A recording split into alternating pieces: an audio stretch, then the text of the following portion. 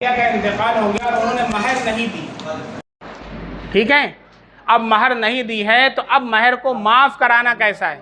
یہ مسئلہ بہت کامن ہے، اس پر میں اس سے پہلے کئی مرتبہ جواب دے چکا ہوں، لیکن آج انہوں نے پوچھا ہے۔ اچھی طرح سمجھ لیں کہ مہر بیوی کا حق ہے، حق شرعی ہے اور وہ واجب ہے۔ اللہ کے یہاں اس کی پوچھ ہوگی وَآتُوهُنَّ صَدُقَاتِهِنَّ نِحْلَةً، قرآن میں کہتا ہے اللہ۔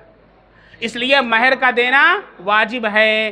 مہر اگر نہیں دیا، مہر کا شرعی طریقہ یہ ہے کہ آپ پہلی رات میں دے دیں، مہر جتنی جلدی ہو آپ ادا کر دیں۔ لیکن اگر ایسا ہوا کہ مہر نہیں دیا اور بیوی کا انتقال ہو گیا تو اب مہر کو معاف نہیں کرانا ہے۔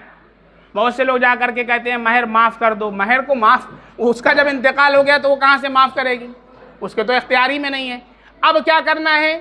اب یہ کرنا ہے کہ بیوی کے جو ورثہ ہیں اس میں سے شوہر بھی ایک وارث ہے، بیوی کے جو ورثہ ہیں، اس کے والدین ہیں، اس کے بچے ہیں اور اس کا شوہر ہے، یہ سب اس کے ورثہ ہیں۔ اب یہ مہر ان تمام ورثہ کے اندر شرعی وراثت کے مطابق تقسیم کی جائے گی۔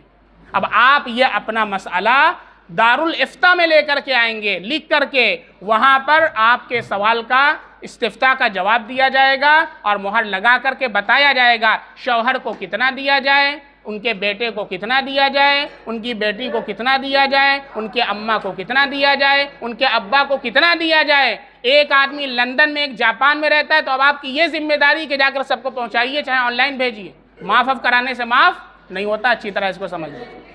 اس لیے پہلی رات میں دے دیجیے، سب سے بہتر کیا ہے؟ پہلی رات میں دے دیجیے۔ ارے مہر کتنی رکھتے ہیں؟ 10,000 15,000 20,000، اس لیے پہلی رات میں ادا کر دیجیے۔ لیجیے بھائی۔